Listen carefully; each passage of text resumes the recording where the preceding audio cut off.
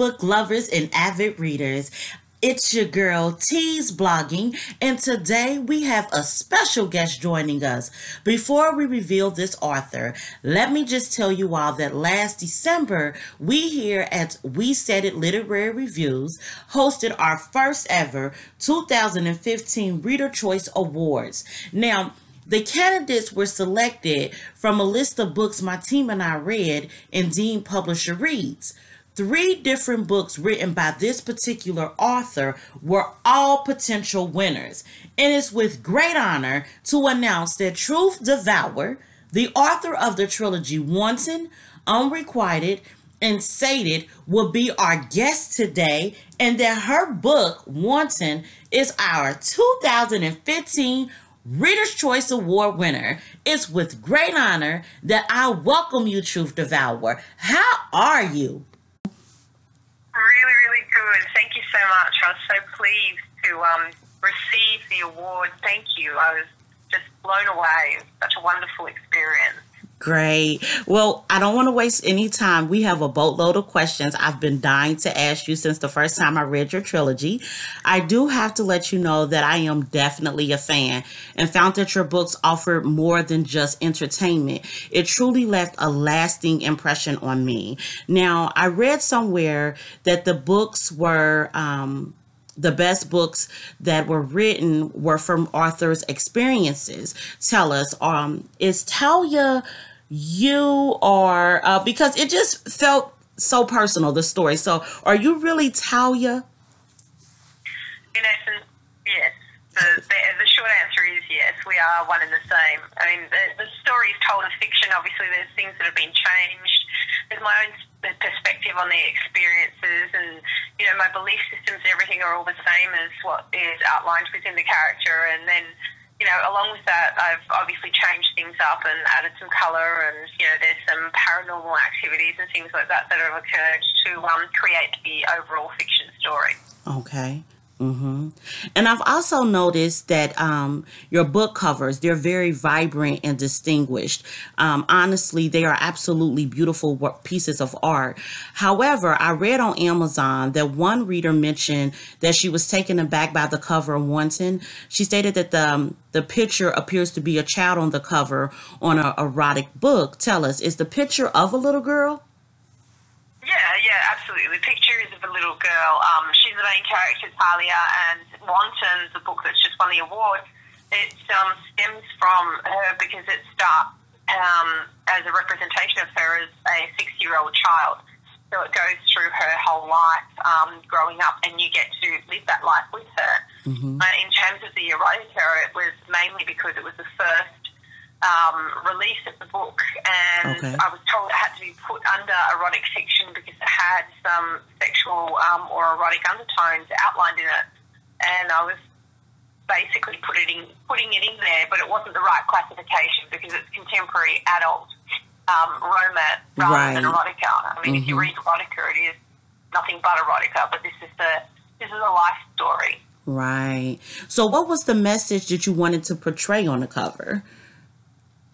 Mainly that, we all start from innocence. If you stare into her eyes and you look at her, you can see that she's got those hopes and dreams and, the wonder of a child about to enter into a world and not knowing what's going to happen, but trust that everything will be fine. And inevitably, as you grow up, just like in Talia's story, you're presented with challenges which can inevitably cause you to either temper squash or perhaps even lose that essence of innocence that you started off with. Right, that's true. And her eyes, the browns of her eyes are very distinguished. That's one of the things that you first focus on is her eyes. So the picture actually did what you wanted it to do. Now, I also noticed that you stick with single word titles. Can you tell your readers what Wanton implies? Actually, I was pretty excited when you wrote this question because the reality is that, no, I hadn't even noticed that for this particular trilogy I had used the single word titles. It just happens to have happened by default. These were the words that I wanted to use to represent the books and the stories contained within them. However, one of the things I decided to use as a signature for all my series is the first book in every series would be a word that I use that's made up. And wanton is one of the words that I've always used, which is I want in. So I just merged the word want and in together as wanton, rather than I think people then start to assume that I've misspelt the word wanton, which isn't the reality. But it stems a conversation which would lead to this, but it never has. So this is the first time. Congratulations. Thank you. So is once in, is it that you're wanting once in love or in a situation, or what exactly are you wanting in? Well, in reality, she's disassociated from people because of the way, you know, life is presented and her interpretation of life. So she wants in. She wants to be present. She wants to feel, you know, a sense of belonging and normalcy. And that's where she wants in. Wow. So you have a way of telling a story that allows the reader to go on a journey with Talia. What about her story intrigued you the most? Mainly her ability to connect with people without even trying. You know, she's able to feel them, know them, understand them. She can read them really, really well. She's quite fearless in her belief of herself, and she does what she can to ensure that she's true to who she is. And that genuinely is a really admirable quality and something that a lot of people lose. That's true. So without giving too much, it appears that Talia is conflicted sometimes in the book. She has this magnetic pull on men, but she has this intuition that doesn't allow her to pretend that the relationship she's involved in can be anything more than what it is. Why is that? Why is she so distant but present enough to experience? Yeah, so I think it's, I guess there's two things. One is that people are drawn to her because, you know, she knows that it's a part of her energy and who she is. Right. But very few people are actually capable of standing in her presence. And part of the reason is because inevitably that means that they can't lie. They can't pretend. She can see it and they know she can see it. So it manifests all their fears and insecurities. It creates this position where they feel compelled to be lost in their own stories. And, you know, they can't use those as excuses to hold themselves back. Because if they do, then she's present to it and she doesn't want to date it. You know, that would be like a nurse dating a patient and always having to look after them. It's unattractive. Right. And she knows that. Okay, interesting. So do you believe that there are countless Talias in the world that are on a quest to self-discovery? So reality is countless Talias, I'd say no. I'd say countless individuals who can relate to Talia's plight. Absolutely. Okay. So how do you suppose, you know, those individuals start their journey? Well, it's like anything, I think, in terms of themselves, the philosophy is to start with your own truth. Listen to yourself. Who you think you are versus who you feel you are is often a delta, a difference. You know, there's this perception of who you believe you are as a person versus what you actually execute in behaviour, which tells you that you feel different to what you think inside. Right. You know, explore those kinds of aspects and, you know, get ready to embark on a journey to allow yourself to align to being one with both components. And if you do that, you can never go astray. That is so true. On your website, truthdevour.com, you wrote, "Live the journey of self and devour thy own truth." Tell us, what have you learned on your journey of self-discovery?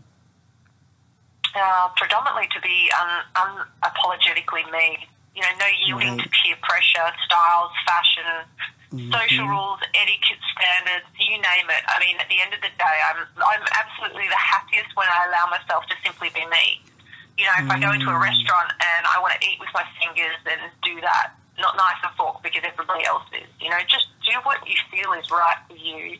Right. And go out of your way to make sure that when you do, you don't harm anyone else in the process. I think that's like probably the best thing I've heard in a very long time. I think that's something that everyone should live by. Wow. So hopefully they, people that's listening, they hear that, trying to fit into a box when that box isn't even who you are. Just be you. That's basically why I think I fell in love with that character is because she was just her. Everyone seemed to wanted to put her in a box, but she was just a free bird and wanted to remain free. And that's why I think one of the great things that allowed me to connect with her. And I've always asked this question to anyone that I speak to who's written a book is to quote a line or a passage from within Wanton that holds so much meaning to you. So for me, it was in the final chapter called Synchronicity, where it says, "You are not cursed," she repeated. My stomach sank. There was a truth to her words that even I couldn't deny. I felt as though I was like water, moulding to my surroundings and adapting, whereas the people who tried to follow me were like rocks that shattered when they hit an impasse. So tell me, what, in your own words, what are breaking it down for us? What does that mean? Where was she at in her life when she said that? Basically, what it represents is that, the whole time, everyone that she ever loved was, ripped away from her before she had any time to spend with them predominantly. And she was constantly finding the people that were obsessed with her and wanted to be part of her life suffered as a result of that, because they weren't able to be in that space with her. So she felt like she was cursed and she was destined to hurt everyone that she ever cared for. Wow. And then, the message that came back is, you're not cursed. It's just that, you have the capacity to find your way in life and to hold true, whereas everyone else struggles and, in some cases, break and fall down. Exactly. So what we do is usually we send out a post or something on our sites and just ask your readers or if they have any questions. And we had so many people send us back questions, but we only chose 2. So hopefully what we did was we used the 2 that seemed pretty much consistent. And one of the questions that your readers had was, why didn't Talia lose her virginity to her cousin?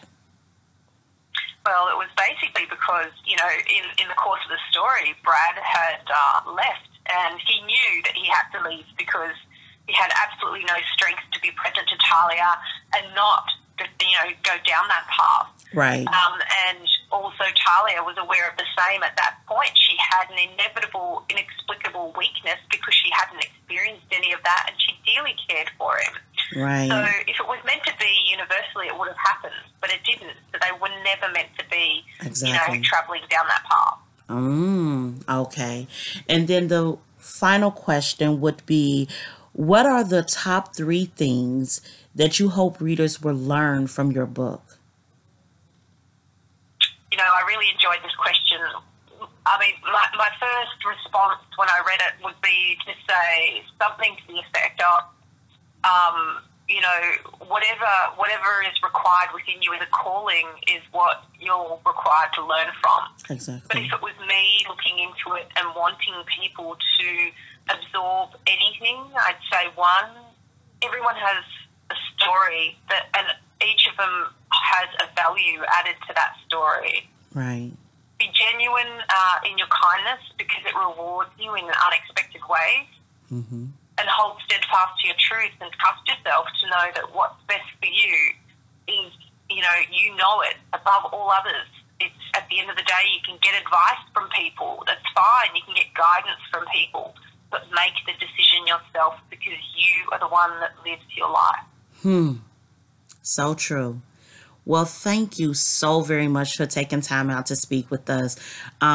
You are an amazing woman. Thank you for taking the time just to share yourself. Writing is pieces of yourself. And anyone that has read the trilogy, and the 3 trilogies is Wanton, and the second book is Unrequited, and the third one is WeSaidIt. Correct? Did I say I'm right? Correct. Okay, so Absolutely, that's correct. and there is just a journey of life, and it's a beautiful story, and the artwork on the covers are just as beautiful as the story inside. So thank you so very much for taking the time and again sharing yourself. Is there No any problem. Thank you for appreciating them, and it's been an absolute honor. It's so wonderful. I'm so glad that people are enjoying it. Yes. So is there any website or any social media sites that people can go to follow you on that you wanted to mention? Yeah, so I mean, I've got www.truthdevour.com. You're welcome to go on there. I write a blog and cover off a whole myriad of things. Part of it is my experiences. If people like photography, I tend to do a lot of photos on Instagram around my travels and the things that I see that I think are wonderful. My Twitter account, tends to have just little bits and pieces and thoughts of me. So there's lots of different social media platforms there that people can leverage off to get more appreciation of who I am as a person. Okay. And then I also do the announcements of the things that I'm doing in terms of my authorship and the next writings and stuff. So, you can go to the website and learn all of that if you'd like to. All right. Well, you guys out there, this is our 2015 Reader Choice Award winner, Truth Devour. Go out and get that book immediately. Thanks. Thank you. You have a nice day, okay? No problems. You too. Thank you. Bye.